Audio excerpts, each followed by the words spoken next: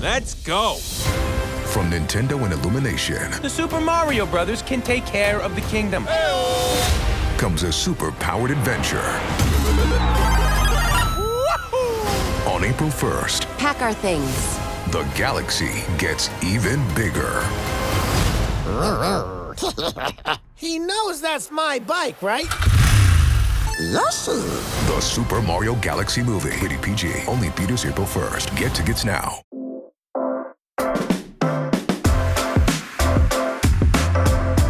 Welcome to another episode of Hobby Nonsense.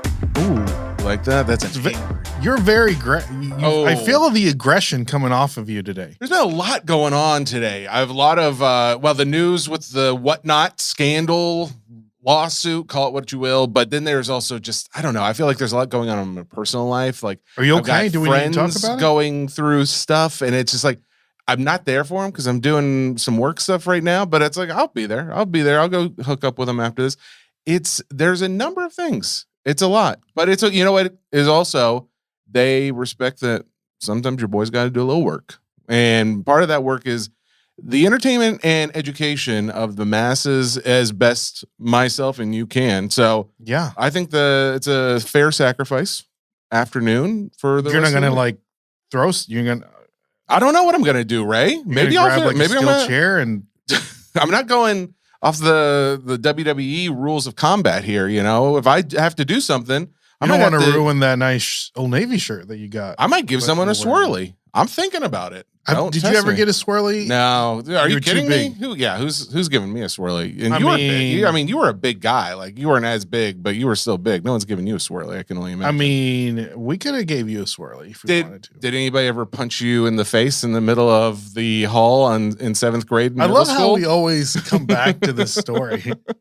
Well, I didn't get punched in the face. You didn't get punched in the face. Jesse got punched. If anything, you helped facilitate the punching. I've been looking out for Jesse since prepubescent.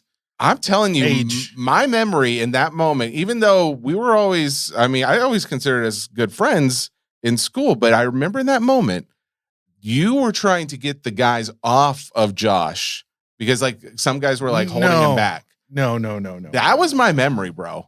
Here's the thing. I actually, over time, sitting in the principal's office. Oh, did you have to go down there too? We were all in there together. I don't remember you. I remember me and Josh being in there. I was there. You were there too? Oh yeah. Man. Yeah. See, shows my memory, right? Like, I don't have any real clear memories other than the blood coming down onto my Titans jersey I was wearing that day. Were you? But here's the thing, blood comes out of it. Yeah, I was wearing my Tennessee Titans jersey. Who was it? Javon Curse. Oh man, the freak! I got his autograph over the weekend. Over the weekend? Yeah, I got it last year. We did like a Topps Rip Night thing, and he came to that. Great guy. Where did you see him? I saw him at the release of the new Titans gear. Oh, he was down there? Yeah, he was signing autographs. That's awesome, dude. I went to shake his hand. Yeah, bro. Right?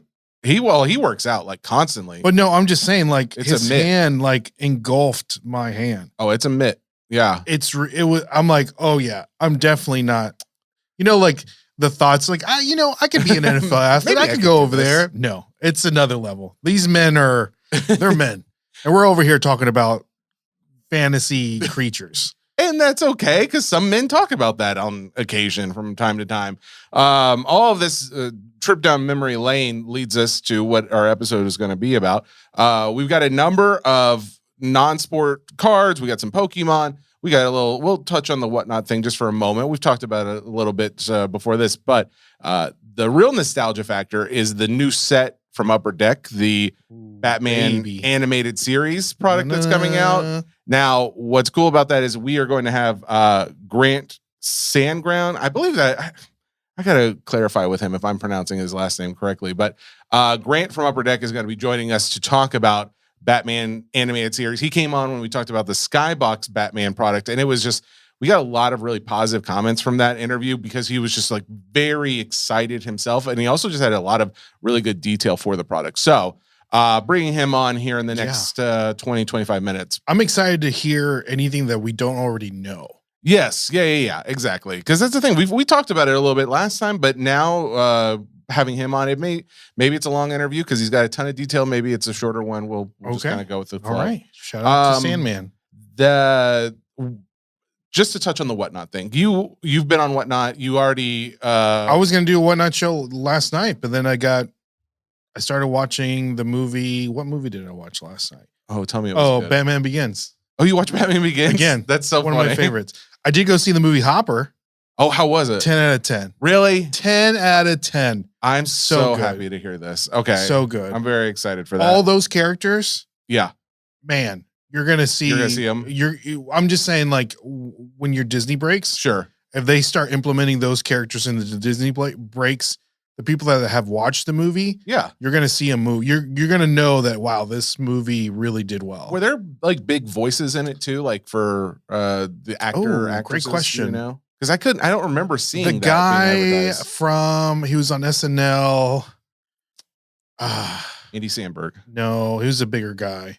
Bigger than Will Ferrell. I mean, No, not like big. He was like a little heftier. Like us. Bobby Moynihan. Found Sure. it. Bobby Moynihan's in it. He played Loaf. Dave Franco. No, he didn't play. He played King Henry. King George. King George. John Hamm is in it. Oh man, that'd be cool to have some Dave Franco, Bobby Moynihan, John Hamm. I'm already excited for the future of these cards. Yeah, Melissa Villasenor, I believe is how they pronounce that. There's a number. Dimitri Martin, Meryl Streep. Oh boy, Who did she play? She played in Insect Queen.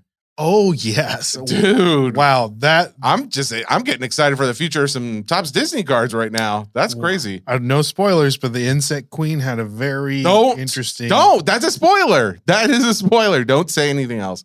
Piper Curda. I don't know who that is, but she looks like she was one of the main characters in this. Mabel. Yeah. I don't know who that is, but she's the main character. Okay. Anyway, so how did we get onto that? Oh yeah, you were going on Whatnot and you decided to watch movies and fun stuff. Anyway, since we've talked about this, there was a statement that has come out from Whatnot. So I say since we talked about it, I talked about it on the SCN pod today, and I know for most of you, you've probably seen something on social or whatever, but basically what's going on is, in a nutshell, Whatnot is they're being sued, I guess litigation's being brought against them. I don't know if it's like a suing or not when there's an arbitrator involved, but apparently Paul Lesko, who has been known as the hobby lawyer, he's representing, I think, 15 or 30 different clients, maybe somewhere in between, maybe more, but clients who felt like they have been either taken advantage of in some way because they were going into breaks and there was so much randomization and casino-esque vibes that it felt like a gambling situation that they may have had an addiction to, and there was no proper backstops to stop them from gambling or stop them from getting into breaks, and or the whole repack situation that's run rampant on there that they've tried to get more control over, but we've still seen a lot of that going on. All of these things are what they are being sued for, and at this point, we don't really know much other than, since all of this came out this morning, Whatnot has responded by saying, we absolutely reject the characterization in this complaint. Gambling isn't allowed on Whatnot, and we strictly enforce this policy. Whatnot is a commerce platform built to support small businesses, connecting them with buyers who purchase products they love. Card breaks are a long-standing format in collecting at card shops, conventions, and in communities that have thrived for generations. And while sellers who break only make up 4% of sellers on our platform, we've taken care to bring that experience online in a way that holds everyone accountable. Whatnot shows happen live and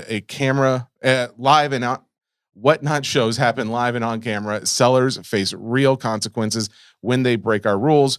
We've set the standard for how these formats work online, and we're committed to maintaining it. That's Whatnot's response. So what do you think will happen?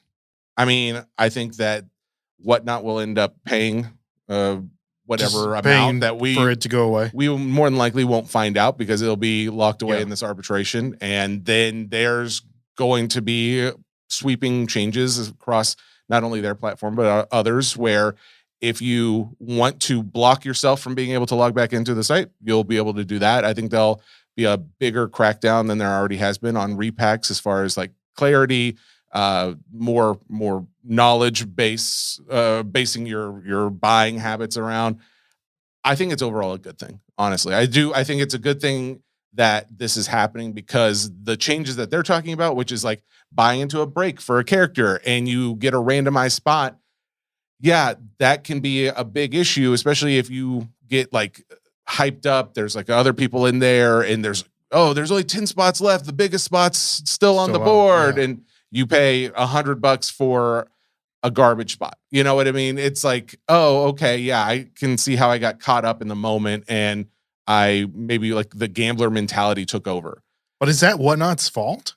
I'm sure that's the case they're going to try and argue because they're arguing like, hey, we're a platform. We're not the ones facilitating these things. Yeah, it's like it's not their fault that there's degenerate people out there. Paul is arguing, they provided the platform with the tools that make it easier to do these things, like the randomization, the fact that you I see what you're saying. Like the fact that they may have said there's no repacks, but there's still other people on there doing repacks or blind boxes or other things like that. So yeah, it's I'm glad that's not my day job because I feel like arguing points and semantics like that for a long time because I can see a little bit of a little bit of both. Yeah, but I honestly, in the long run, I'm in favor of the hobby because I mean, like when I think about it too, the people who are doing this, who want money back, yeah, they may have had a problem with it, but at some point there is like some you got to take a little bit of a responsibility of what you're doing,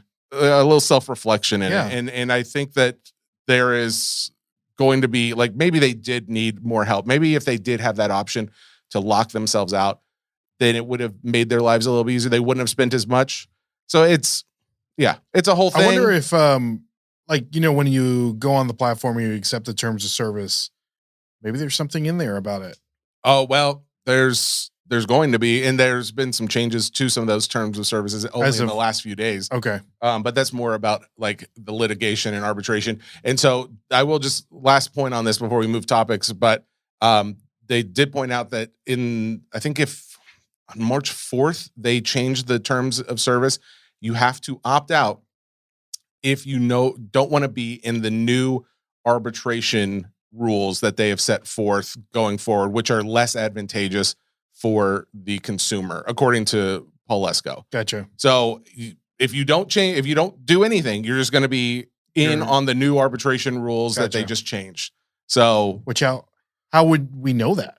I mean, unless somebody, another hobby watchdog was out there saying something, which I didn't see anything. Like, are we going to get until now? Is every user going to get an email or like? Yeah, right. I don't know if we did or didn't. Like, a lot of that stuff just goes to your junk folder you just delete a lot of those things. Like, hey, updates to terms and services. Okay. It's like, okay, cool. Yeah, delete. So, anyways, just real quick, and we'll get off the subject. But how is this any different from any of these blind random rip companies on the internet? I think it's the transparency of what you're getting into because many of them have taken the steps of showing what are the options, like what are the cards that you can get out of here. And then there's also the difference of like when you have either Arena Club or Courtyard or any of these other repack companies, they are offering to buy back at 90% of the last comp of that card. And so it's like, I don't think there's as many people complaining about issues like that because it's like, oh, well, even if I buy it and I get something that's not great, I can just sell it back to them right away. And you don't even have that option with these other repackers. They just take your money and run.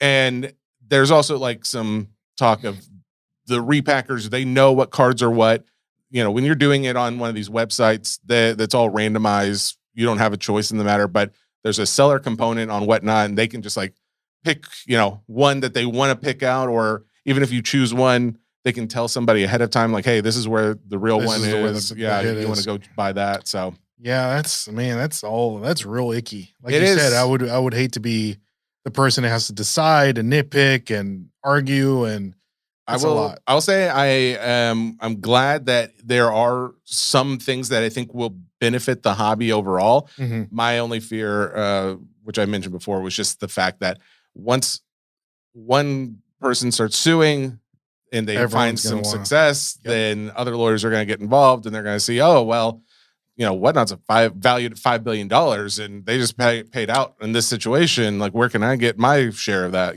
So I'm sure the bigger they get, just like Walmart and Target and all these huge corporations, Amazon, Apple, they have teams of people that. Oh, I'm sure. Yeah. But anyways, that's kind of the news that's going on around the hobby right now. Wanted to make sure everybody was in the know. One of the things I wanted to bring up before our guest joins, we got a few things to discuss. First off, eBay Live. It is the debut Hobby Nonsense show this coming Sunday. Oh, let's go. So March 22nd, I'll be doing it at 7 p.m. Eastern is when we'll be starting, 6 p.m. Central Time. The show is going to be all single slabs. We're going to be just auctioning off single cards. So what are those cards? We'll have some Disney included. I think some Disney 100 in there as well. We'll have some Marvel. We will have some Star Wars. We'll have some celebrity. We'll have some music cards. Mm-hmm. We'll have just a whole host of graded cards from, I'd say, present, ultra modern, maybe a little vintage even. I think I've got some 1977 Star Wars in there as well. You think? Well, I think. I know I do, but it's like how big of the 1977? I think I may have a Leia that I'm going to be putting up there. That's more of a personal choice because that's a personal card that I've been trying to decide if I want to move it or not. But I do have a bunch of other some Leonardo DiCaprio rookie cards, or also just some cheaper ones that I bought a long time ago that some have gone up in value, some haven't. So there's going to be a few that you can probably get a good deal on. Some are going to be maybe a little higher value. Nothing too crazy for this first show, but it will be a lot of fun no matter what. Actually, Matsy, aka Funko Cards, is flying out here. Oh, snap. To come to the show. Because, a lot of cards that we will end up consigning, maybe not this show, but we will end up doing, are going to be some of his cards because he's got so many that he sells on his eBay store, Funko Cards. But it's also this is a great platform, and it's the exact content of things I like so celebrity autos and or Disney or all the other cards I just mentioned. So, do you know of any other eBay stores that are currently doing what you will be doing this Sunday? I don't. Well, that's the thing. I kind of doubt it. I think I am one of the first to do this because they don't have a category for non-sport cards. I think we're gonna have to put it under TCG or something like that because it doesn't seem right. I don't like that there's not an option, but the only other option would be either sports cards listed under there or comic books, but there's nothing like entertainment cards or anything like that. So I've put out requests. I haven't heard anything back, so we will see. But yeah, at this point, I am very excited for this Sunday. And what time is it again? That is at 7 p.m. Eastern time. 7 p.m. Eastern time. Hobby Nonsense. Go check out the store. Go give it a follow, a like, whatever you will. And I'll have a good amount of the cards listed beforehand. So hopefully by the time you're listening to this, you can go to the page and see a lot of the cards that will be auctioned off on Sunday night. But either way, go give it a follow. We look forward to you. Are you using any kind of device or mechanism to help you list your items? Haystack is Haystack was... That's that green thing, right? Yeah, that's the green thing that they sent over a few months ago that I got to mess with for a while. And I found the learning curve pretty low. It was pretty easy to get my brain around. So basically taking pictures, and then once it's in the system, I don't know how, it's got AI where it just basically finds the card. I have to do very little manually typing out of any of that. Yeah. So that's kind of the system, but I look forward to it. It should be a good time. Before that too, we're also doing Star Wars Hobby Nonsense over on Fanatics Live. That will be this Wednesday morning on release day. Star Wars Smuggler's Outpost. Ooh. Now that's the one that what's really cool about this is it is like the boxes. It's like one pack. There's 30 cards in there. However, those cards are there's a number of hits in there. You've got 2 autograph cards and or sketches per box. You've got 1 on-card autograph as well. You have 3 numbered parallels and then a few different inserts. You got the opportunity to hit shadow box cards for a few different droids and things like that. It looks really cool. The fact that they have on-card autos and the fact that they have sketches that are signed by actors and actresses. That's cool. That is really cool to me. I'm happy to see something new, a change up a little bit. So I will say though, about close to 3/4 of both of the breaks are filled at this moment. That's pretty good. It's great. I mean, I'm happy about it, and there's still a number of like decent spots. I would say very good. In fact, spots left. If you guys want to go check it out again over on Fanatics Live under Hobby Nonsense. But that's this Wednesday morning. That should be a lot of fun. Speaking of like newer products that are coming out. So we talked about that Disney Neon product last week. What I failed to mention, and I actually meant to, but there's probably plenty of going on in that episode already. There's two really cool things about this Disney Neon product. One, it is coming out at a lower price, I believe. Like it's not, I mean, who knows what it's actually going to be listed at, like when David Adams and all those get their hands on it. But when they were listing it on the website, I think it was like $99 a box. Interesting. I don't know what the exact details are, like what's guaranteed per box, but they do have autographs. They do have sketches. They do have like comic cuts, like cutouts from different comic books that will be included in the cards. But what's really cool about it is there's going to be, I think it's 4 new IPs that are going to be included that we haven't seen characters on these Topps cards before. Do you know who the IPs are? We got Descendants, which wow, I'm not as familiar, but yeah, it's hot though. Yeah, I know people like it. Epic Mickey. Epic Mickey is like that's a video game, isn't it? Okay, actually I'm not 100%. I was hoping you might know, but I did not know for sure. I do know the IP of Epic Mickey is going to be included in there. Actually I just did a little quick Google of it. It does look to be a video game. That's cool. I didn't know that. So Epic Mickey is going to be in. These 2 other ones I think are going to be very big. One specifically, since we're going to be talking about Batman animated series already, Gargoyles. I think that's really cool. I like Gargoyles. I watched that as a kid, along with like Darkwing Duck and all of the other things. But Sunday morning or whatever morning that it would come on. Exactly. While you're getting ready for school. Big Hat Tim is a big Gargoyles collector. Really? In fact, yeah. Okay. So he'll be very happy about it. And then Phineas and Ferb. Oh, that's huge. So Phineas and Ferb, I think, is probably the biggest one, or it's going to capture the widest array of collectors that may not have already been interested in this before. But yeah, Phineas and Ferb will be included. Which one is the platypus? Phineas or is it Ferb? I could not tell you. This was like, so I know Phineas and Ferb was very popular. It was like right after our time. Like for me, at least. We missed it. I have a friend. Shout out to Paul the Philly Flipper. He's a huge Phineas and Ferb guy. Oh, really? And he would tell me what it is, but I don't know who is Phineas and who is Ferb. I know like a number of the voices are very iconic. One of the guys has like a big Instagram or like, I don't know, maybe it's a TikTok following or something, but he does a lot of short videos. I see him on all the time. He will also be signing on this. So, all right. The new IPs was one thing I wanted to talk about. The other cool thing is the first time signers in that product that I didn't talk about. So Chris Sanders, who does the voice of Stitch, he's going to be signing. Holly Hunter, who does Mrs. Incredible. You've got Jonathan Groff, who does Kristoff from Frozen. Josh Gad, who does Olaf from Frozen. He's going to be signing. I think that's pretty awesome. Matthew Broderick, Simba. You've got Tate Donovan from Hercules. You've got Scott. I'm not even sure. Is it Winger maybe from Aladdin? Paige O'Hara as Belle. And then I think this is probably the biggest one for a lot of people. Owen Wilson is signing as Lightning McQueen. Ka-chow. Right. So I think that's going to be pretty huge. I think a lot of people will appreciate that. And then you still have Billy Crystal, Idina Menzel, Tom Hanks, Tim Allen, Samuel L. Jackson. Wow. And then a bunch of other voices and people that we're familiar with. So anyways, it's a lot of value if the box is coming in at $100. So again, that's where I'm thinking like, oh, well, I'm guessing it's probably not a guaranteed auto per box, but who knows? Maybe it is.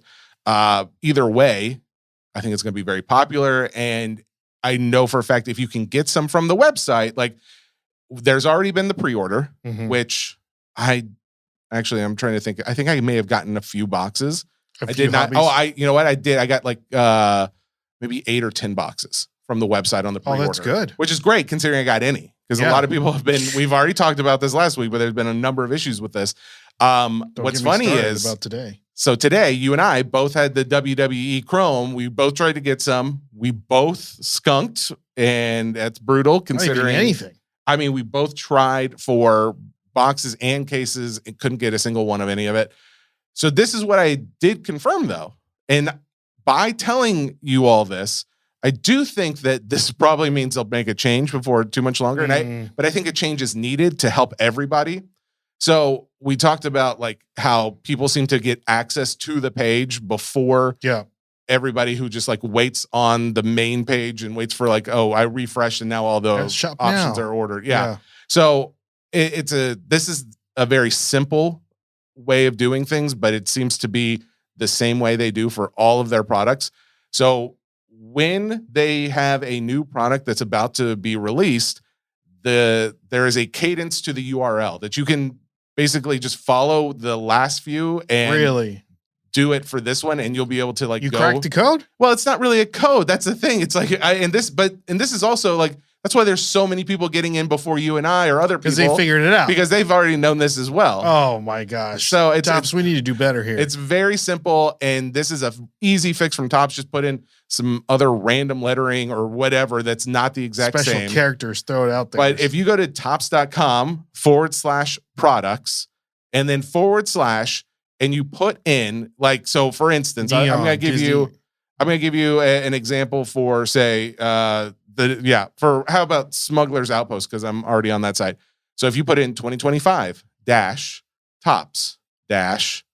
Star Wars Smugglers Outpost hobby box, that will be how you get that. Like that's the website where you can like start adding things to your cart. Oh my gosh. Now, if you want a case, you do all of that and then put sealed case. You just add the sealed and case on the back end of it, and then bam, you get to that site. If you for like WWE Today, it was the exact same. Did you do it? Yeah, and that's how I was like, I'm just confirming. And you still didn't get any. And I still didn't get any. Wow. Yeah, exactly. That's the thing. That's how I did Neon, but I did get those boxes of Neon. But it was the same thing. Like for WWE Today, it's just 2026 tops chrome WWE hobby box, and then sealed case. And it does it's the exact one. Like it does it the same way each time for each new product.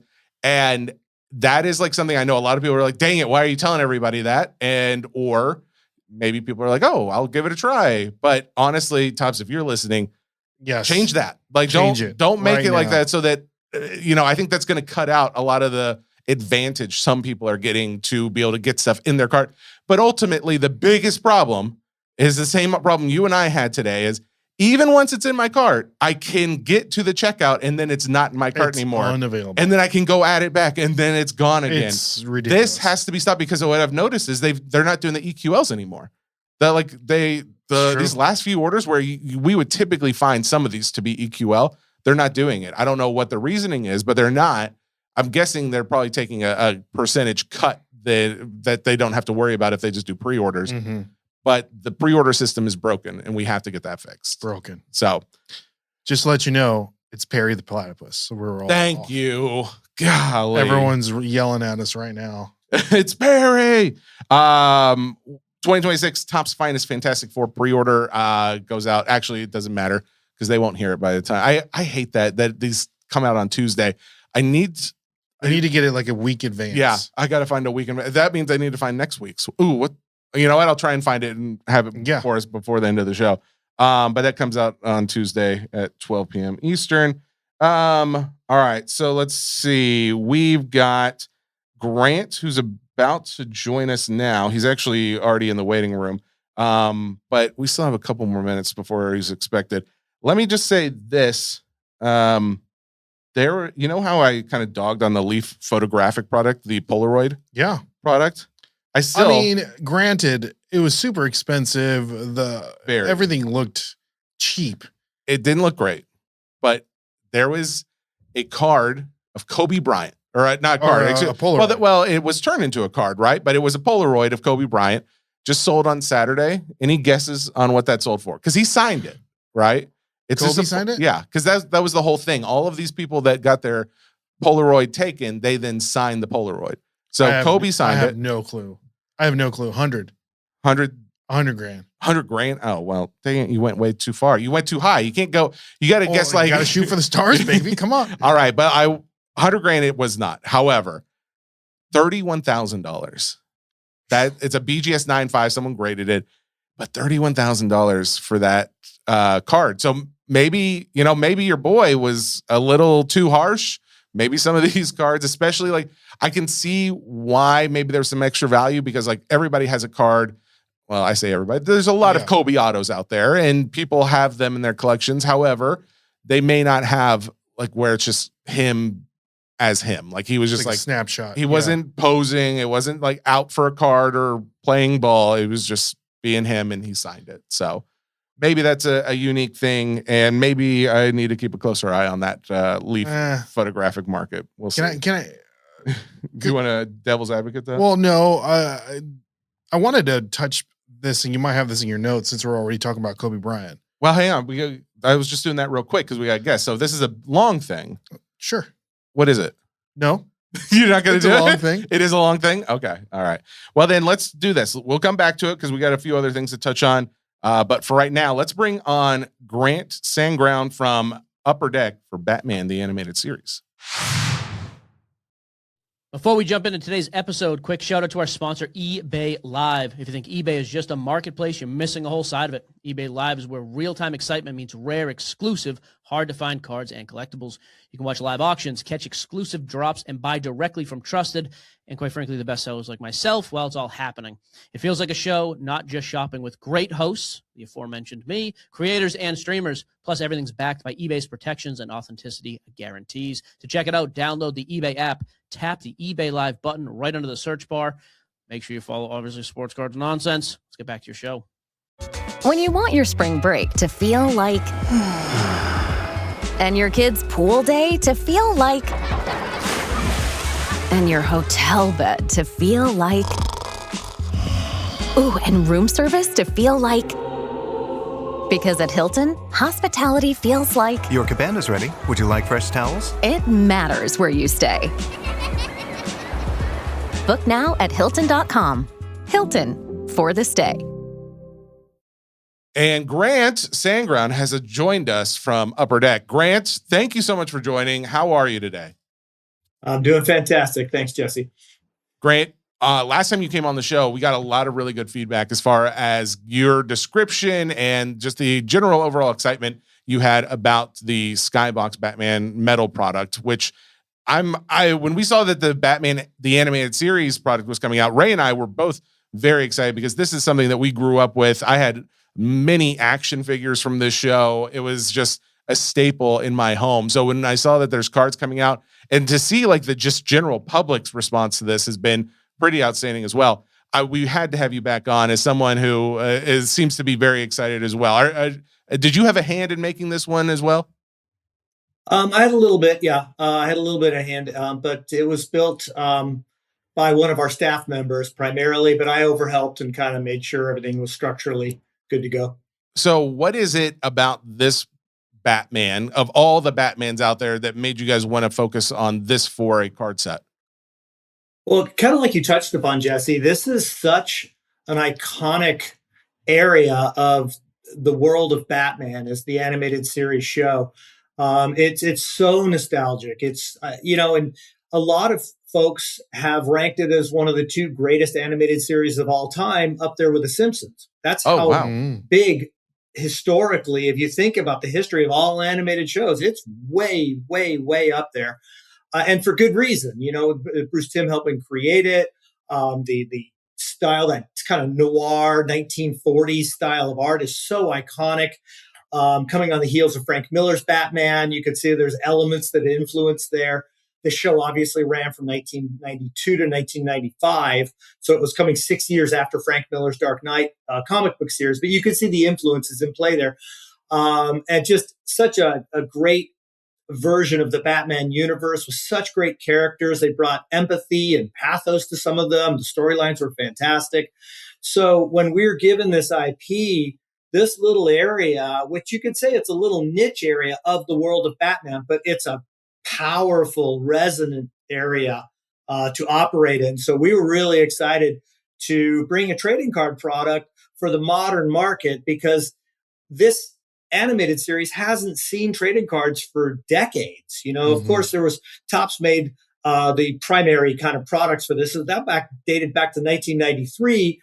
And those products are pretty simple. You know, there's not much chase in those products. The cards look great, but there's not a lot of chase in those products. And we were excited to kind of build a product for today's modern collector to celebrate this universe. I'm so glad that you did, because what we have seen since, early 90s cards till now, given the parallels and autographs and just technology and printing of cards, has made it a lot more fun for the collector. And at this point, I need to know, like, what are you proud of in this product that is fun for the collector? I'm so glad you asked that question, but that's a loaded question. There's a lot here. We built this product with the fan of the IP in mind, with the fan of the animated series in mind. This is truly, at its soul, this is a collector's product. This is built where the intent is, hey, you need to buy 2, maybe 3 boxes to really get a good handle and feel for this product. We structured it really careful with what we like to think of as tipping points for box purchases and or to jump up and level up to a case purchase. And this product is perfect for those that are fortunate enough to be able to afford a case of this product. It is a great case-breaking experience that will, in today's market of aspirational chase and very high dollar, a lot of dollars coming in there. It's nice to bring back an emphasis on collecting, where this was built for fans to go build the 90 card base set, build the 30 card UD debuts subset.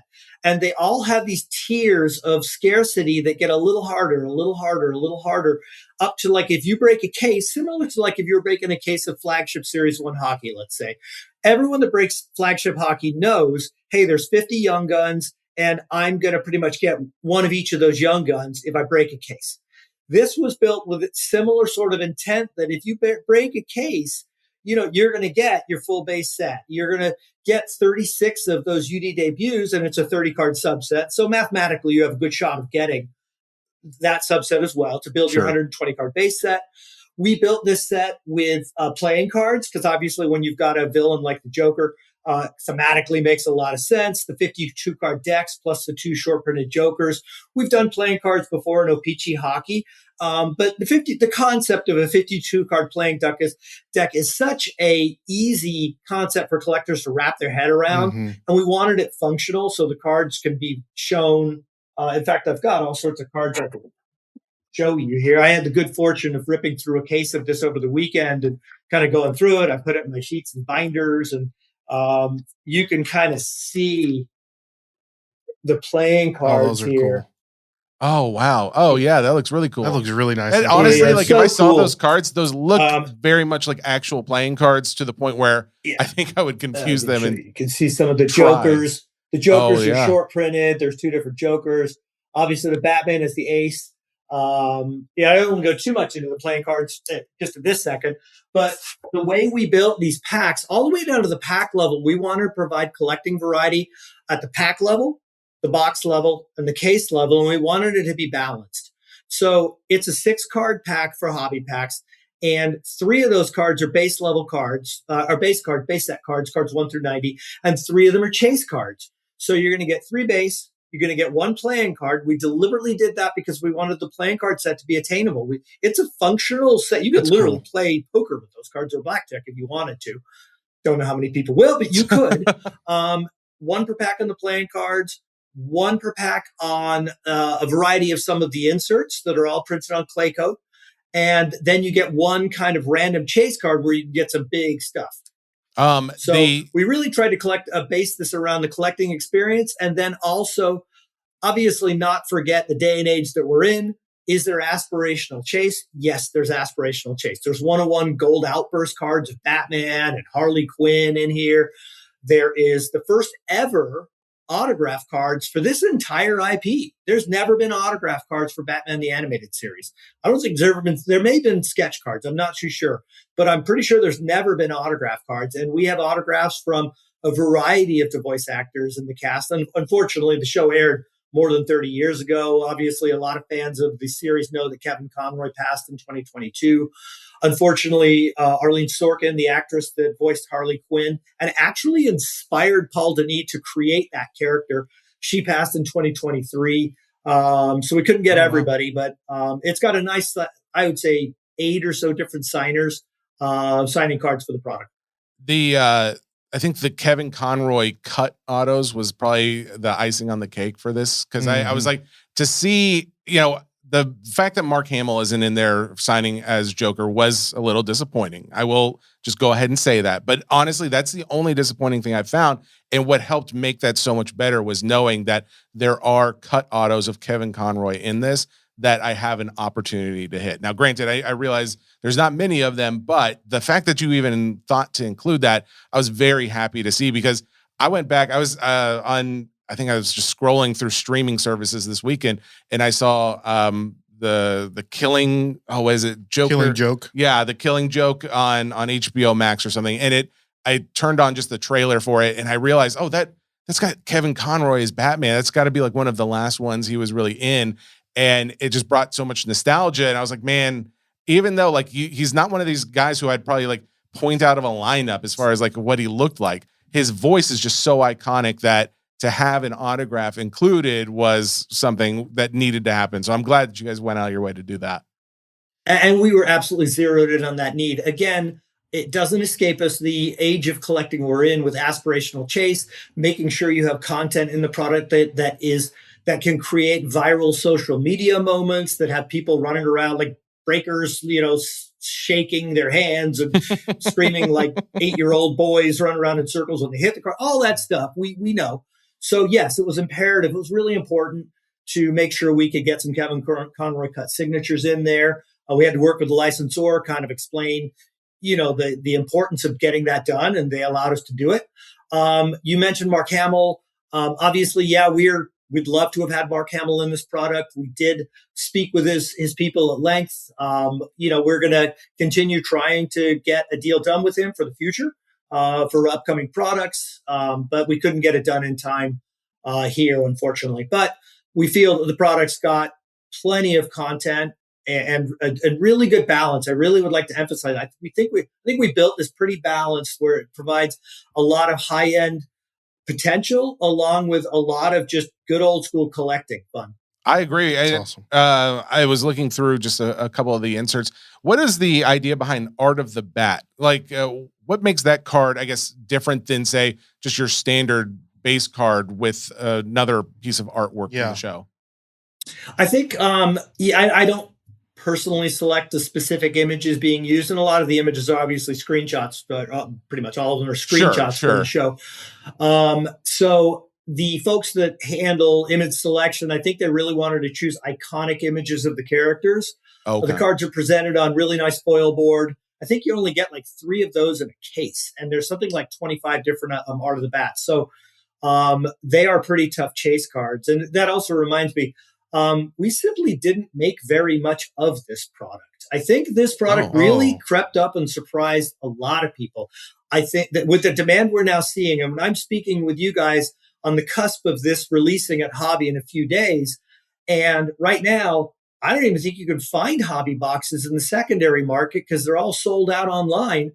But they initially, if you had jumped on this when they were originally offered for pre-sale some 4 to 6 weeks ago, they were, at the prices we had intended to be. They moved up like crazy, and now they're just dried up, because I think the amount of product we made, I think the amount of demand we're seeing for this surprised us, surprised the distributors, surprised the shop owners. I think it surprised a lot of folks. Well, and I was going to say, it was kind of a bummer, because I had been watching I think Steel City had these boxes listed for under 200 for quite some time.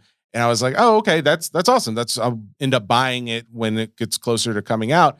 And now seeing they're being sold in most places for $250, and most places that I have gone to now are all sold out. I think maybe you can buy a case, but I think a few sites are like last case we have. So yeah, it is. Yeah. And when we did a collab post with you guys on this specific product, in fact, Ray put it together, which I think the way he put it together with the imagery really helped set it off. But it's been such a viral post over this last week.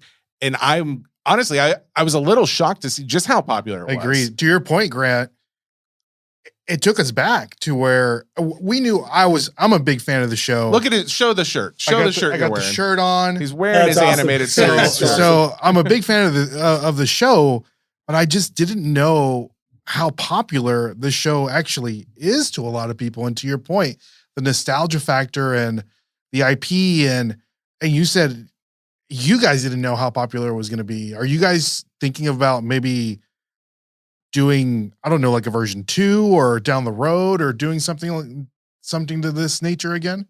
Ray, it's a great question. And certainly looking at the nature of demand for this product, I think you'd be hard pressed not to look at the possibilities for what you want to do with this Batman the Animated Series universe. I would lean as averse to a series 2. I think what we did with this product, which is sort of like the backbones of flagship content, because it's got outburst cards, it's got the clear-cut parallels, it's got some kind of flagship bones to it. I would lean into another brand or look at Chromium to see what we could do. What other kind of products can we do with this IP? Because it's a really powerful IP. Well, the Skybox Metal Batman, you guys incorporated like that matte black finish. You also had for those dark matter inserts, and then you also had like the glow in the dark. Like, I love the technology that you guys have used in some of your recent product, and I think it would go perfect along with this. Like, I'm just thinking of like some of those like villains and the neon green effect that would be shown off very well. I'm hopeful as well. Like, we're talking about Batman the Animated Series, but I'm hopeful for other Batman, I guess, IPs to come out. Can you talk anything about that? Is there anything in the works for future Batman, either movies or shows coming? I think it's a little early to kind of talk in specific come on, about Grant. that stuff. It's fine. No, sure, just tell them everything. Yeah. But those are areas we are exploring for sure. There's so many different areas of the Batman universe that can stand up by themselves for standalone products. We're certainly looking at it, but we don't have anything that we can speak of at this time. Christopher Nolan Batman universe. Just I gotta imagine that's super cheap. That IP is, no one's paying for that. All right. So we've talked about some of the inserts, the Joker playing card deck. I think that is one of my favorite inserts in this product. But you also have like the stickers and the cold snap. I think those are really fun. The stickers seem to like pop. They're very, I don't know what the printing technology you guys used for that, but they shine. Oh yeah. Oh wow. Yeah, those are fantastic. I was going to ask. There's a gold version of the playing cards there too. Do the stickers have parallels or no? I couldn't tell. One parallel. The stickers are one per box, and there's 20 of them. So you break a case, you're only going to get 12 of them. Oh wow. There is a parallel, as you can see, one per case. You'll get a gold. Oh, okay. All right. Very cool. Gosh, there's so many chases. There's a lot of collectability stuff in here for sure. There's a lot of tough chase. Those gold stickers are 1 and 144. Oh, okay. All right. Out of 144, you said?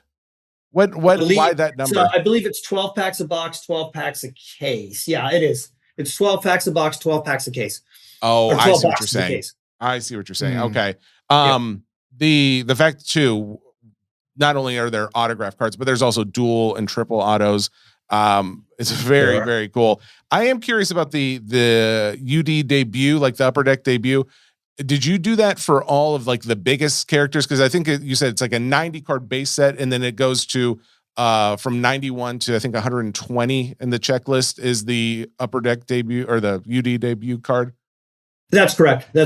And we did, as all the major characters sort of have kind of rookie cards, I guess you could say, for this universe. That's cool. So yeah, there's a Batman debut, there's a Joker debut, there's a Harley Quinn debut, and there's 30 deep. So there's going to be some characters that are not as popular names, but we wanted to make sure there was some collectability and challenge to putting together that base 120 card set.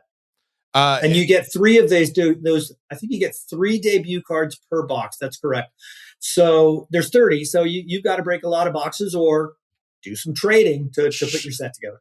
Do you know how many different parallels there are for the base set? Because I saw in the sales material, I know there's like the purple to 199, the orange to 99, the gold to 25.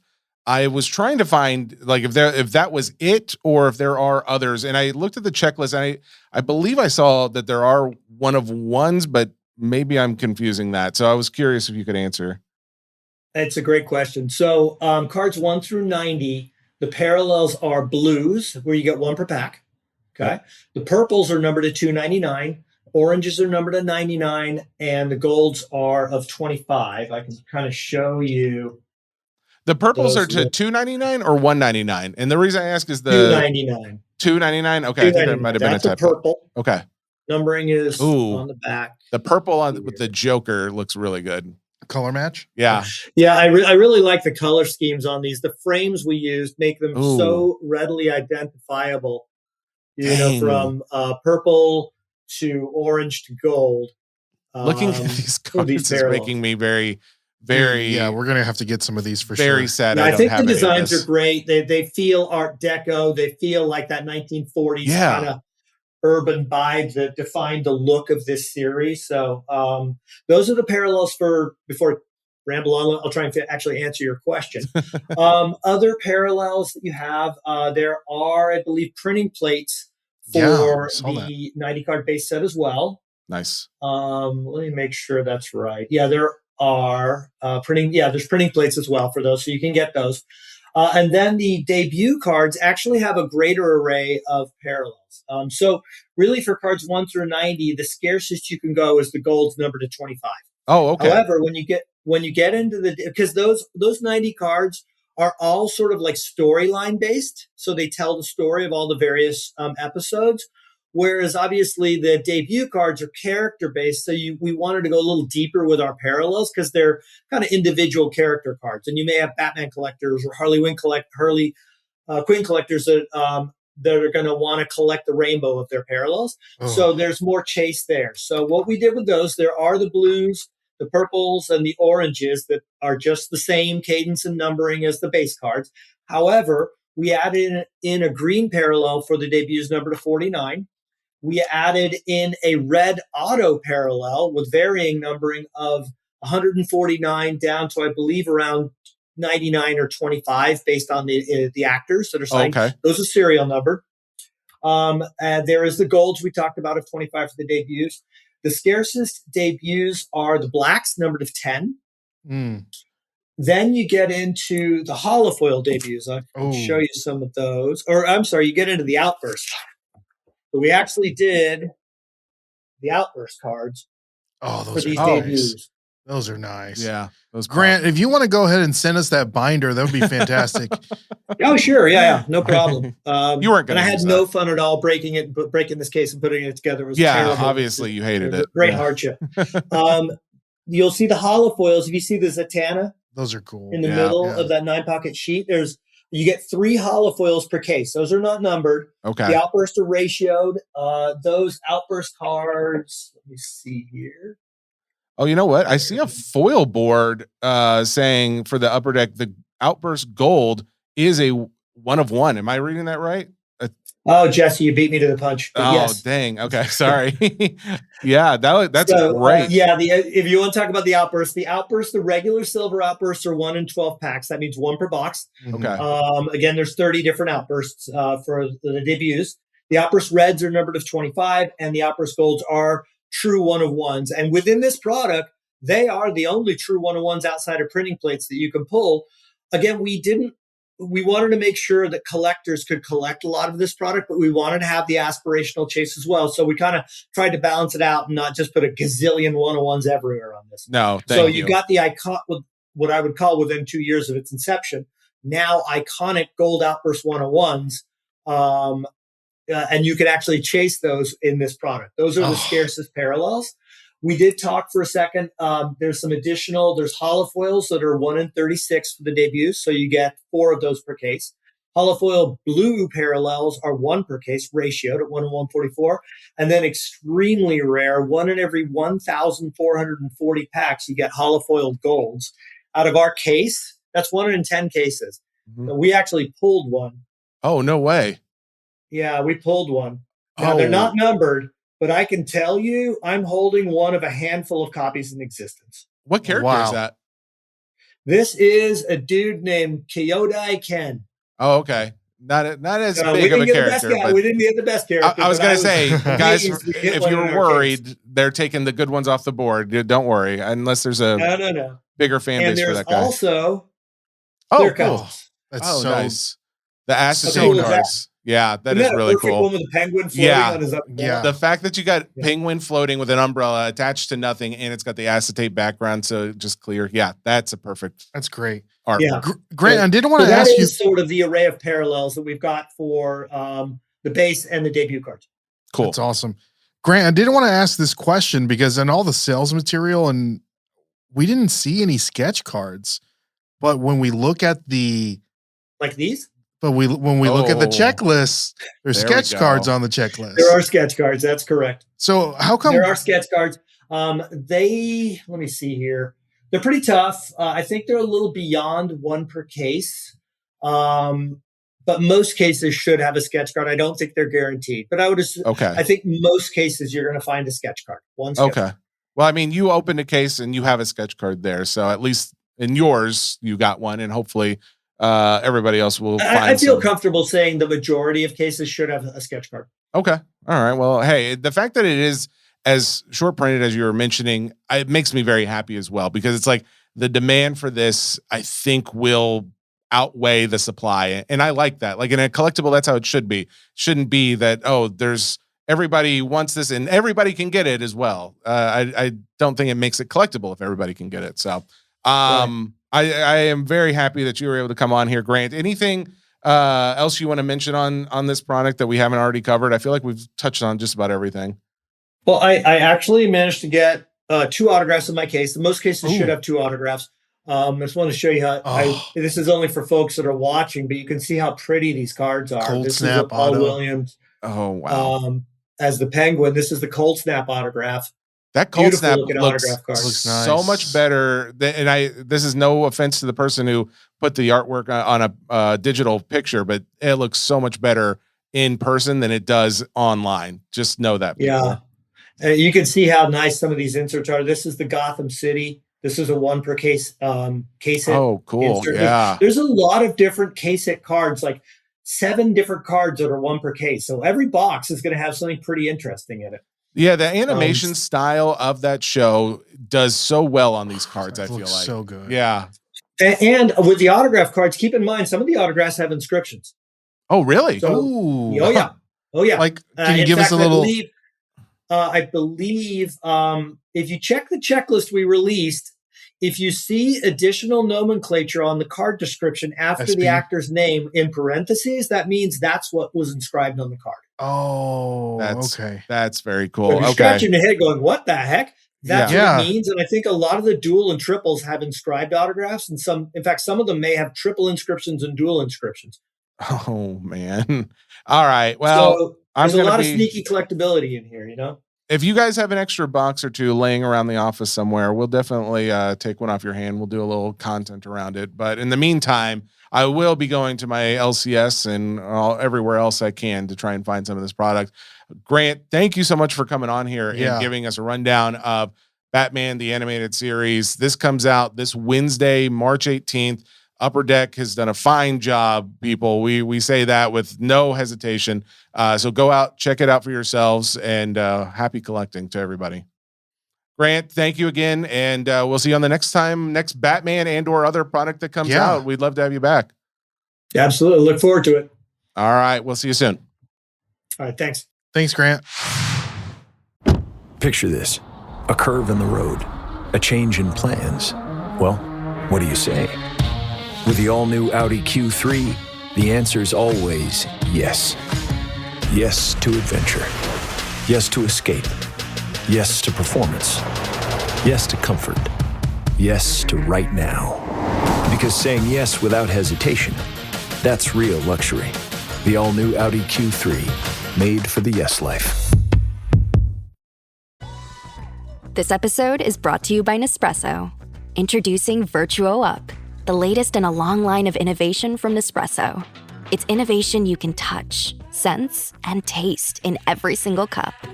With a 3-second start, easy open lever, and dedicated brew over ice button, it's even easier to enjoy your coffee your way. Sip for yourself. Shop Virtuo Up exclusively at Nespresso.com. Well, there you go, people. That is Batman the Animated Series. Man. You know what's funny about this? I mean, people are gonna be like, "Oh, well, it's a promotion," or like we asked them. Like we wanted. That was not our request for them to come on here. We wanted them to come on because honestly, Grant is very enthusiastic and he has a ton of detail on these things. But it's also just like to see a product that Ray and I both equally love very much, and it has nothing to do with Pokemon or anything else that we're actually like. I'm not breaking this product. It's nothing like that. It's just want. Yeah, it's like we're just product. Like, how can we get our hands on it so we ourselves can open up a case like each? Yeah, like I want all the case hits. I want all the sketches. I want all the autographs. I mean, and if you're listening to this on the audio version, what is it on the audio version? Please come over to the YouTube. All the cards that Grant showed off, you have to look at these in person. Absolutely, because some of these they look so dang good. I couldn't agree more. Yeah, I'm excited to get my hands on some. I'm going over to Shep's at some point. You're gonna have Wednesday. to beat me to it, young man. All right, I'll see about that. So we talked about Batman. That was fun. Where else you want to go? Let's see. Before we get to, we got a number of Pokemon things, but you were talking about something before we got into that interview. What was it? Oh, you were going to hold it because it was going to be longer. Yes, you were talking about the Kobe Bryant card. Oh, yeah, Kobe Bryant Polaroid. Yes. Sold for $30,000. The Leaf Photographic Polaroid. And I wanted to segue to your good friend, Kevin O'Leary. Oh God. Since we're talking about Kobe Bryant. Yeah. Not only is he pimping out whatever, what was it? The dual auto. It was a triple. It wasn't an auto. So well, now he's got another card. Well, you mean the first time? First time. Yeah, the first time it was the card that he had already purchased for like $12 million. It was Jordan Kobe. I think it was a Logo Man auto as well. Logo Man auto, but now he has got himself a new card that he was showing off at the Oscars, and I mean, what are we doing? It's just cringe, is all it is. I mean, and does cringe sell? Maybe. I don't know. Does it bring attention to it? I would say yes. It definitely brings attention to it. And then they say there's no such thing as bad publicity. Maybe that is the style he's going with. Because I got to think there are enough people out there in his circles, whether they are paid to kiss his butt and or just paid to tell him the truth. I think there's somebody still that's going to be like, yo, Kev, cut it out. Bro. It's not fun. It's looking sad. But I don't think he cares. I think there's enough eyes on it that it's like, yeah, but who cares? Because this is still going to heavily increase the value. And my opinion on all of this, the time he did it for the Emmys was just the precursor to this. This was the real reason he did this. To the Oscars. Because the Emmys card he had already bought. And yes, I'm sure he wants to sell it for $20 million. But he hasn't sold the first card. No, he's still holding on to it. But this card is new. I don't think this is the new one, the triple logo man. He necessarily had this card. And I'm still wondering exactly if this is his card or not. I don't know if that was ever really clarified. It's like, like when these actresses go and they wear millions of dollars in diamonds around their necks. And then it's like, oh, well. It's like Tiffany put it on, lended them the jewelry so they can wear it and all that stuff. And Shine, who's a big collector, he's got a lot of money. He's been getting in the background and he's been in these photos with Kevin, and he was there in the X post that Kevin put up, helping him to get this diamond studded card necklace on him. So maybe it's Shine's card. I'm not 100%. Who is Shine? The only Shine I know is the rapper. I don't have enough detail to give you other than I know he's a big collector. But is he a celebrity or is he just a collector? That's a good question. Like if you told me he was collector, yeah. Like let me see. I'll do a quick little YouTuber. Shine. But the bottom line is, I'm not 100% if it's his card, Kevin's card, or Shine's or somebody else's.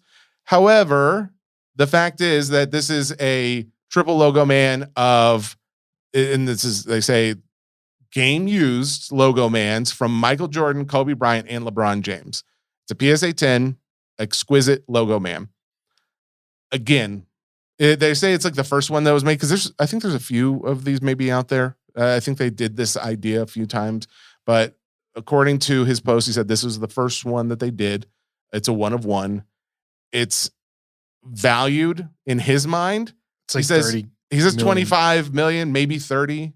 Nobody really knows. You can't just like throw numbers out like that. Well, you can when you are trying to hype an already ferocious market to pay the maximum amount of money that you could possibly squeeze out of them. When do we know when these cards are going to actually go on sale? I mean, not at this point, but I will be shocked if they do not end up on somebody's market here soon. Like I would guess it would be golden. Well, actually, I don't know.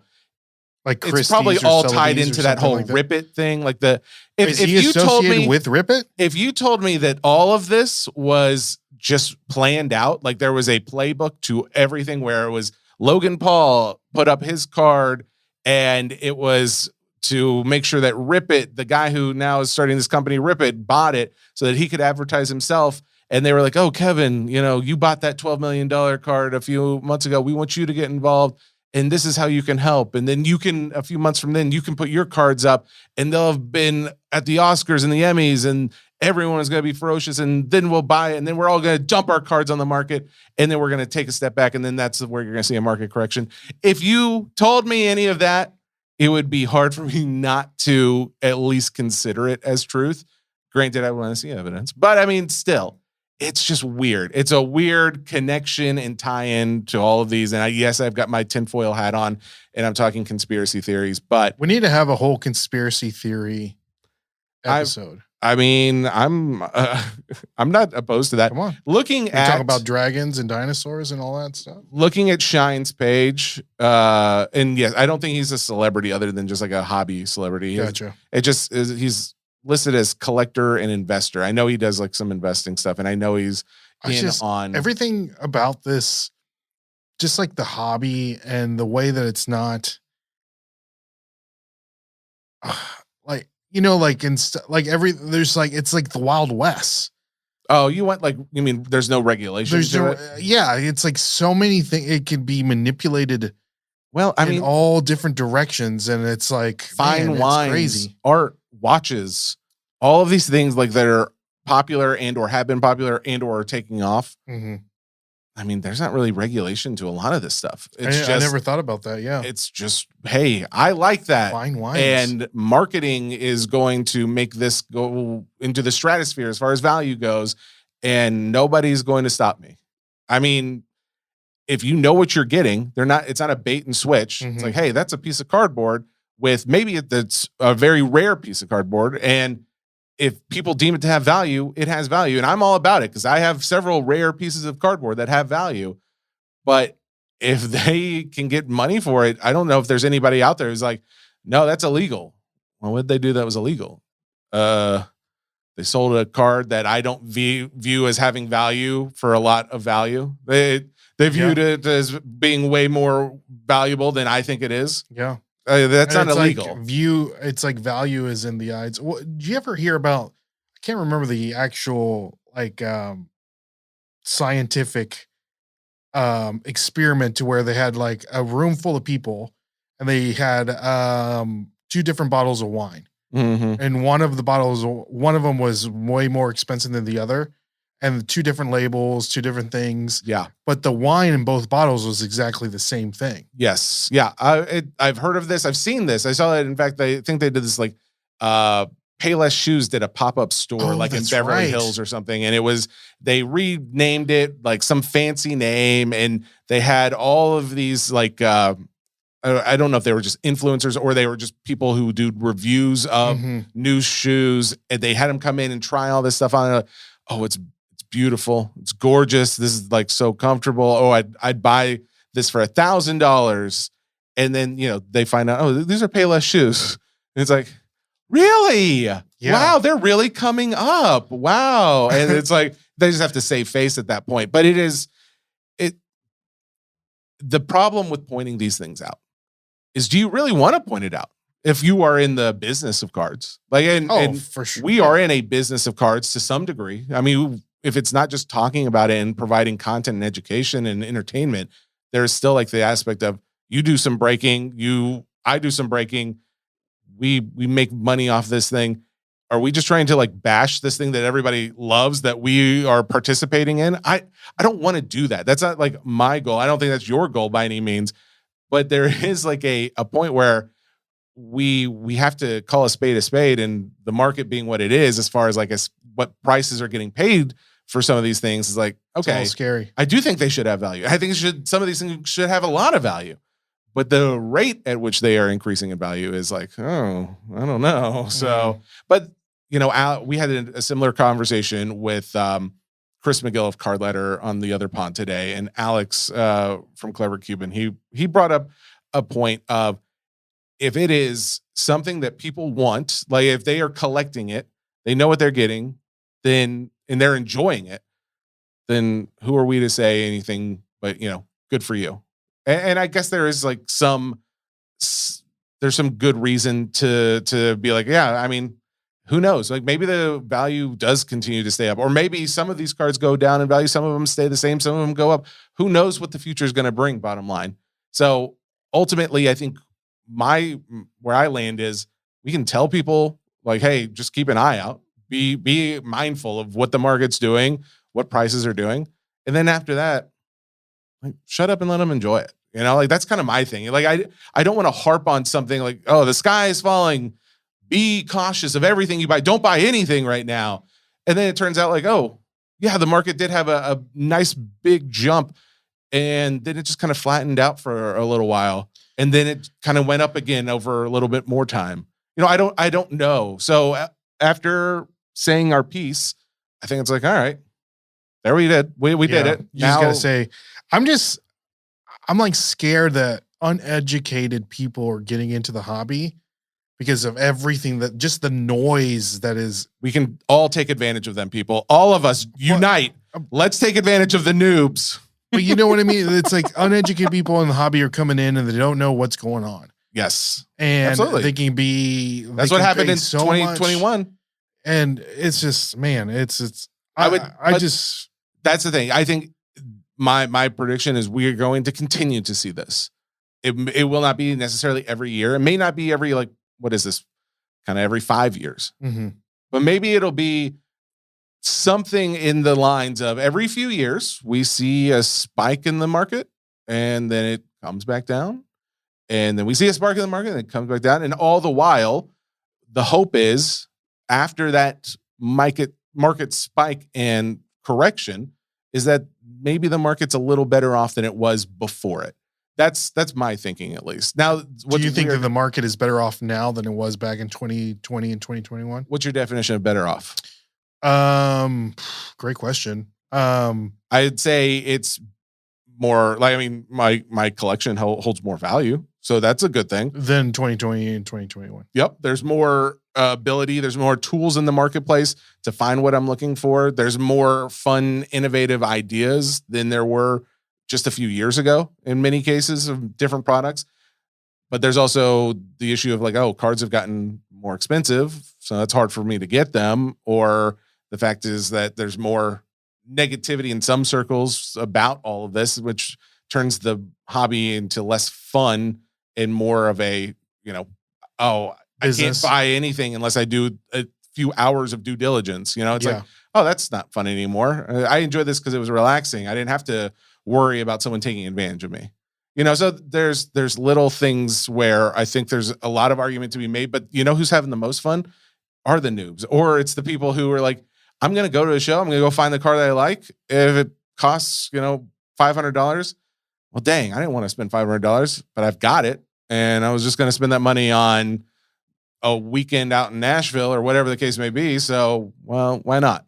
If people are not putting themselves out, not the way I party, baby. But no, if people are not putting themselves out and they have it, let them have it. Let them enjoy. Let them eat cake. By the way, that card is Shine's card. The 2004-05 Upper Deck Exquisite Jordan LeBron Kobe triple logo man. It's a PSA 10, 1 of 1. The card that Kevin O'Leary was wearing around his neck, that is Shine's card. Why would some other man, like, why is he pimping out? We just talked about it. It's the same thing with the diamonds, the Tiffany diamonds, you know? But again, it begs the question, is there a script? Is there a playbook here going, hey, you know what? This is what you're going to do. We've got a whole marketing team around this, and we got guerrilla marketers out there. We're going to pump it up here, and you're going to see posts about it there. And then all of a sudden, you're going to see it on Golden, or you're going to see it on Rip It, or wherever it is, and we are going to charge. I don't know much. So do you know money. more about Rip It? No, and I don't want to know currently. Okay. Yeah. I don't know much about it, so that's what. But dude, that time something actually fell. For all of you new listeners to this show, if anybody's listened to this or SCN for a number of years, a fun thing happens based on where our office is. There is a quarry not far from here, and at a certain time of day, they do some exploding. Yeah. And usually Fred we're not Flintstone's still really- recording, but we are right now, and it happened, and it's God, that's crazy. So, I did want to. This is a good segue since we're talking about your boy Kevin O'Leary. so why is he my boy? He's your boy. He's your boy. More celebrities are getting into the Pokemon hobby. Have you seen this? So right before we started recording, I saw a post. I think it was like Entertainment Weekly or something said something about, what is her name? Her name is McKenna Grace. And here's the thing. My daughter knows this girl very well because she's dating the guy that she loves because he's so cool. The guy from How to Train Your Dragon, the live action movie. Okay. He was the main guy in that, and I guess they're dating, and they were opening packs together at the Oscars. At the Oscars. That is pretty cool. I mean, so you purposely wore a dress with pockets. Yeah, because she pulled it out of the pocket. She can keep Pokemon cards in her pockets. She was also in the new Ghostbusters. She was. Was she? Yeah. This is my only hope. I just want it to be real. I'm tired of stage stuff. I know Emma Roberts and her boyfriend or fiance. I'm not sure the relationship, but I know they're in the hobby ripping cards. It seems ingenuine. Well, there may be a genuine part of it, but to be at a lot of these events, the same events. Oh, they're getting all paid over, for sure. There's getting some kind of compensation. There's some reason other than their love of cards why they are doing these things. I mean, how much would they have to pay Sports Boy to go to the next More than you'd expect, but less than you probably are already spending on someone else. There you go, guys. Think about it. Sports Boy for a measly fee of a hot dog and a Costco glizzy. And that's a Diet what Coke. I did see that though. Thank you. Did you have anybody else, or was that the only ones? Yeah. Oh, of course. I got you got more. Yeah, of course. Who else? Kim Kardashian was caught at a God, local no, LCS no. with Steve Aoki and her son Saint. I have seen so much of this, and I have so many times avoided clicking the snapshot button on my phone because that's how I take notes for the future shows. Okay. I'm like, I'll take a screenshot so I remember to talk about this later. I have purposely not screenshotted it because I'm like, I don't want to talk about it. Why don't you want to talk about it? Because that is like that. Okay. Paul. She's not doing it. Logan Paul being in the hobby was like the first, No. I think that this is a more genuine thing. She is going with her son. You're out of your mind to purchase these Pokemon cards. She's not purchasing the Dude, Pokemon she cards. was just signing cards. She's going to be in a product here soon. I don't remember who it was for, but there was some It was like clip. that complex. Oh, that's right. Complex thing. Yeah. But I mean, no, her son is collecting these Pokemon cards. Sure. And that's great. All they want, all of whoever it is that's paying her, whatever marketing team, all they're saying is, hey, all we want you to do is like, if you can go with your son to a card shop and just like look at cards while they're buying cards, or buy some with him, or buy some for him. Just be filmed with the cards. That's all we need. They don't care. They don't care about the rest of it. I don't think that this is one of those things. I hope you're right. I really do. But yeah, I don't think this is one of those things. And this is things. coming from a man who has some Kim Kardashian autographs because Me? like no, I do. I was like, I don't have any. Well, Kim actually, Kardashian. I don't have an autograph. I tried to when I first entered the hobby. I was like, oh, that'd be really cool to have like a Kim Kardashian auto because I didn't realize they were very valuable. Like the Pop Century ones are very sought after. and who is it? Josh Luber, who was very big in the hobby at the time in 2021 and is still relatively known. He was collecting them, and I think he has like the majority of like the high graded ones out there. But I remember talking on the SCN pod, like, oh, I got to get one. I'm going to find one. I ended up getting like a Kim Kardashian card, and now I just feel sleazy with it. Like there is a part of me where it's just like, oh, there's not. She's famous for famous sake and probably some other things you wouldn't tell grandma about, but it's like I don't necessarily need another person entering the hobby that I feel she just has like the definition of fake around her to me. Like everything she does feels very fake, very forced. And if she's entering the hobby, it's like, no, don't. I don't think it's again a negative connotation. I think this is a Saturday out with her son purchasing Pokemon cards. This is what I think. I love that, and I am going to continue to hope that is true. That's what it is. And if you're wondering what kind of card they purchase, they purchase a BGS 10 Shiny Charizard from Hidden Fates. Oh, very cool. For $1,300, which is grossly undervalued in my opinion. Oh, really? Yes. Oh, okay. I love that nice card. transition to like actual card related. It's not as you actually want that card at that I have price. that card in a PSA 10. The first big purchase that I ever made getting back into the hobby, I purchased this card for $300 of raw from someone that I met on Facebook Marketplace. Are you serious? Yes. I met at the Target parking lot.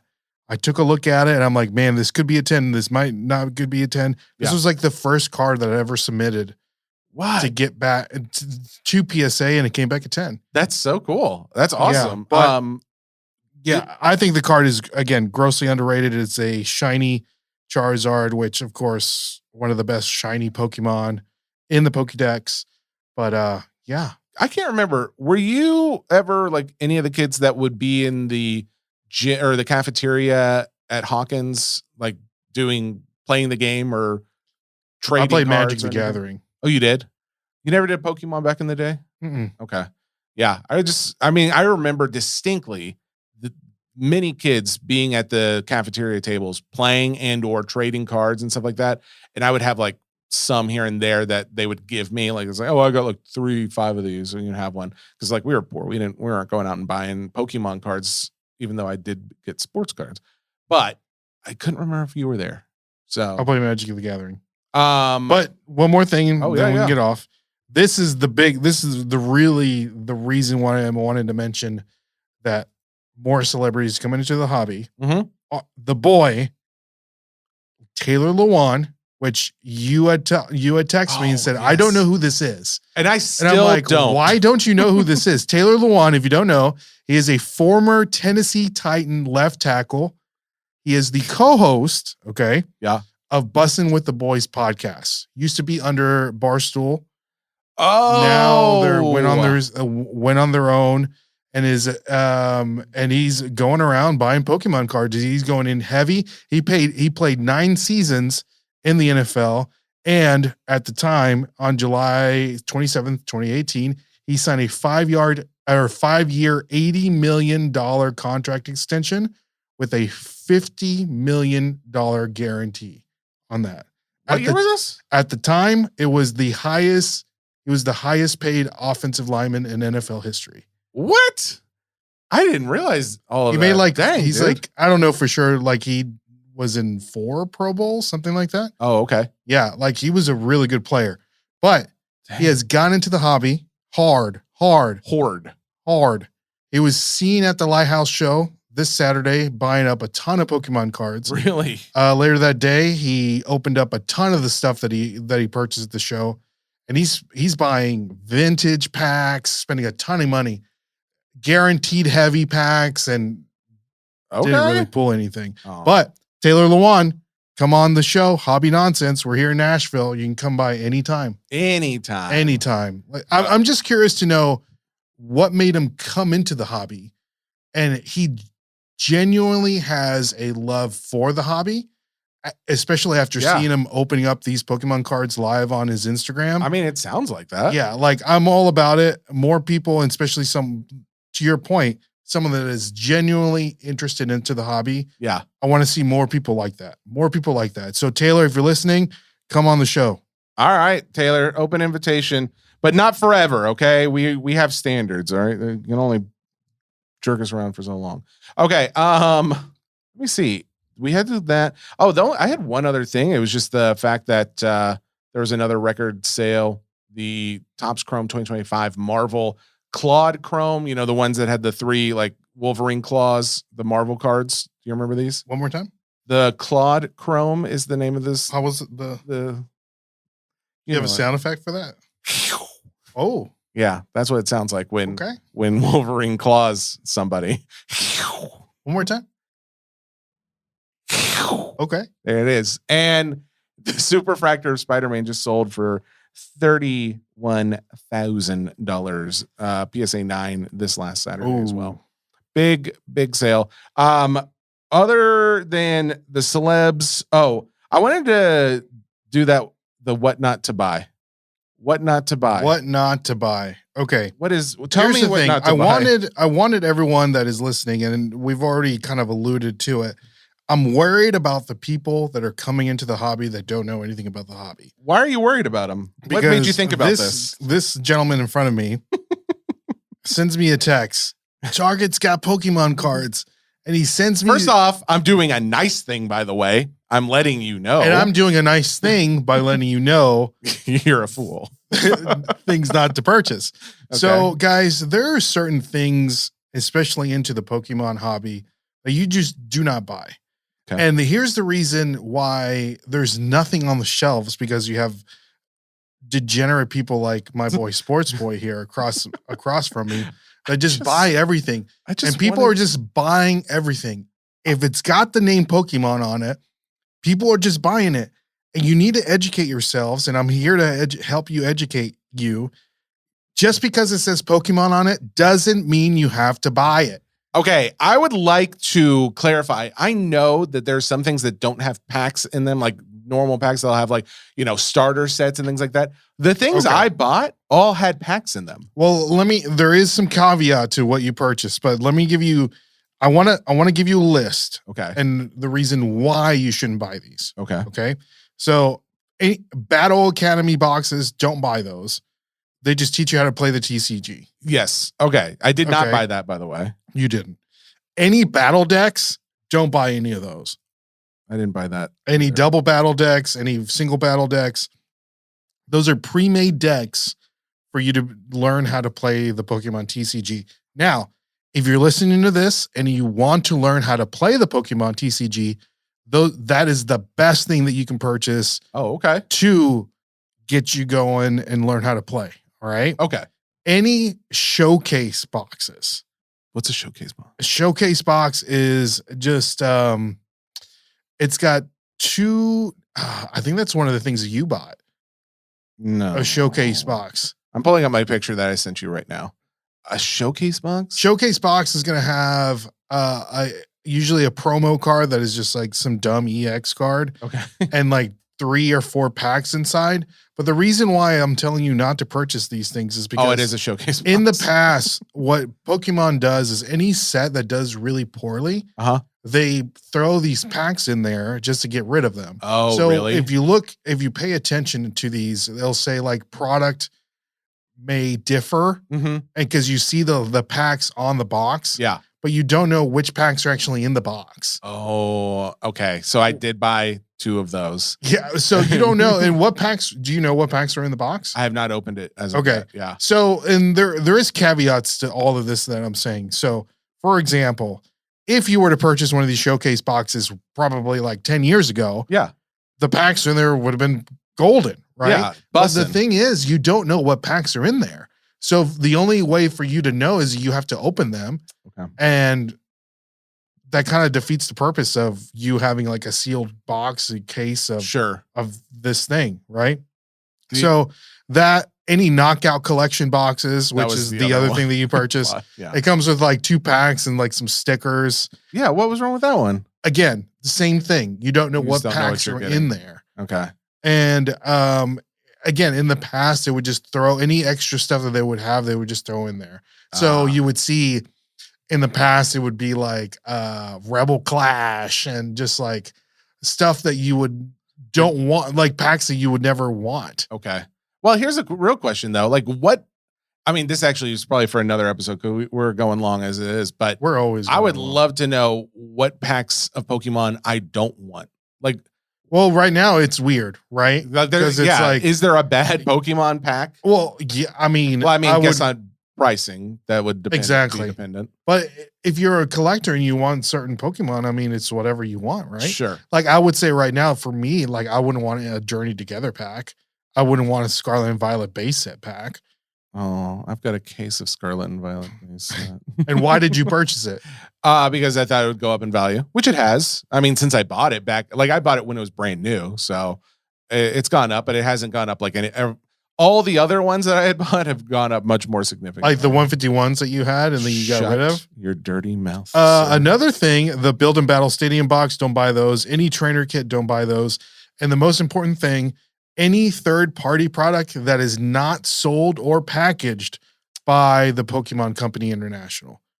Interesting. Okay, so if you turn it around, it'll say packaged by MJ Holding or packaged by some other company. Mm-hmm. And so what they do is that they'll break up, like they'll open up like a booster box, and once they got the hit, all the other packs that are in there, they're just going to put them in these auxiliary products.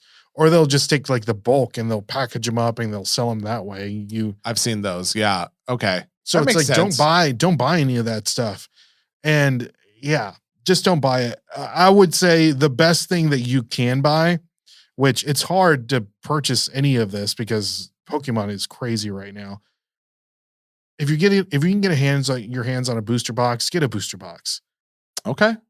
Well, get a booster box. It's the best value if you can get it at MSRP. Booster bundles are good values.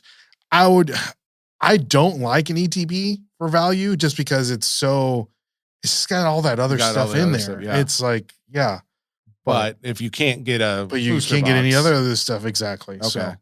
So ultimately I did get 2 blister packs, which had like 2 packs each. And then what is it called when it's just like a single pack, like from Check Lane Blister. Check Lane Blister? Yeah. Oh, okay. I didn't know that's what that was called. I did get 2 of those. So those were good, right? Sure. What packs? What was the pack? It was like Mega Evolutions and Phantasmal Flames. Okay. Do you think those are? I think they are. I think they are. How much did you pay for the Check Lane Blister? I don't. You probably paid around $7 for it. You think so? Yeah. It wasn't 6. It's probably like $6.49, $6.99. I gotta go because you get the promo and you get that coin, that stupid coin. Yeah. Well, these weren't like for resale necessarily. These were like, if it just before, my viewpoint is if they make it to the time where I'm going to be ripping them, then they were for resale. If I rip them first, then they were for me. It's dependent because it's like, well, if I don't rip it yet and it goes up in value significantly, it's like, well, I'll just sell it then. But if it's like, oh, I want to go rip some Pokemon product then, or my daughter does, and it's like, just okay. Whatever you can find, right? Yeah, exactly. And I was like, they never have it available at our Target, at least when I'm there. And I'm like, the first time I've seen it, I'm like, well, I gotta let Ray know.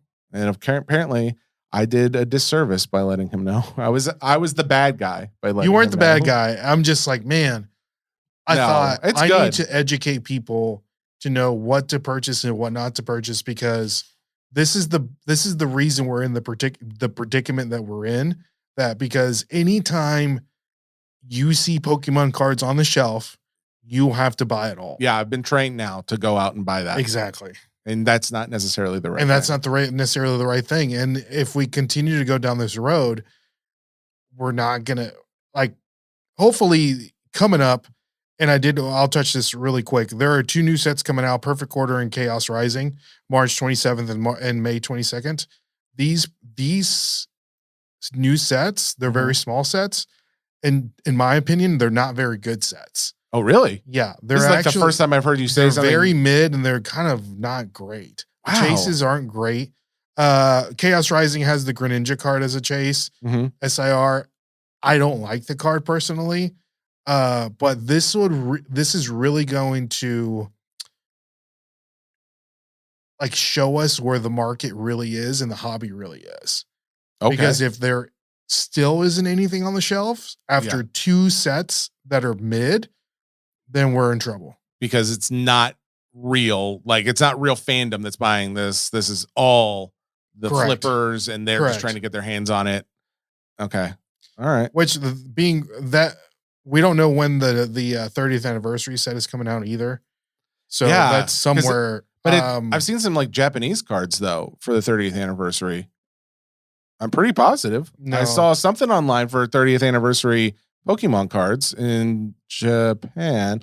30th maybe the first partner ones. Anniversary. What's first partner? Those promo cards with the starters. Oh, pre-order Pokemon. Oh, that's Chinese. It would come out in Japan first, right? Before it came out anywhere else? Or are they going to do it simultaneously? Probably everywhere? simultaneously. Okay. Well, then maybe I'm wrong then. I'll have to show you for sure. the cards that I did. And again, there is a lot of AI fake cards going around out there. If you really want to learn more about what's releasing, what's not releasing, of course, follow us on Instagram. We do a really good job to promote that and show you what's coming out. So guys, make sure to follow Hobby Nonsense on Instagram. Make sure you listen, leave us a comment, all that good stuff. And check out pokebeach.com. They also do a good job letting us know when things are releasing. Oh, okay. There you go. Guys, as always, we do appreciate the support. Just the loyal listenership is awesome. I didn't get angry today, so I'm good. Were you thinking you were going to? I got a little angry at you, but that's okay. What? When did you get angry at me? What did I do again? Just your ignorance. That's all. Just my ignorance. Get in line, buddy. Yeah, a lot of people get angry. Those are the first partner packs. Oh, okay. All right. We made a post on your Instagram. Thanks for following. Well, that's okay. So I was like, where did I see this before? Where they had like the 30th. And so we're Jesse is currently looking at the first partner promo packs cards that are releasing. These are going to release. I don't know the exact date, but do not overpay on these cards. Each pack is going to contain 3 cards of the starters. So after you probably opening up 3 or 4 packs, you should be able to get all 9. And that's the Alolan starters, the Sinnoh starters, and then the Kanto starters as well. Okay. So don't overpay. Don't overpay on these at all. Don't do it. I mean, listen, people, I should have listened to him when I bought the Lego.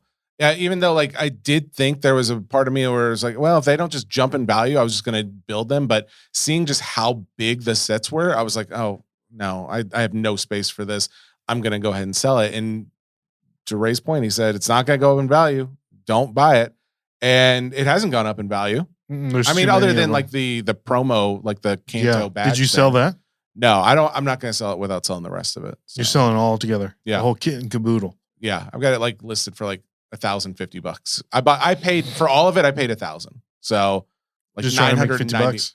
I mean, I'm just trying to make room in my house at this point. So as long as I don't lose money on it, I'm okay with it. So, but anyways, as I was saying, guys, thank you for watching and listening and the support that you guys show. It does not go unnoticed. If you guys haven't already, leaving a review, whether that's on Apple Podcasts or Spotify or anywhere else, it also helps tremendously. So if there's anything that you guys are missing from this show, you'd like to hear more of, less of, critiques, those kinds of things, we're also very open to that. So feel free to drop us a line, comment on a YouTube video, Instagram, TikTok, all that good stuff. And we really appreciate all that you guys do. We need to have a video game guy on pod.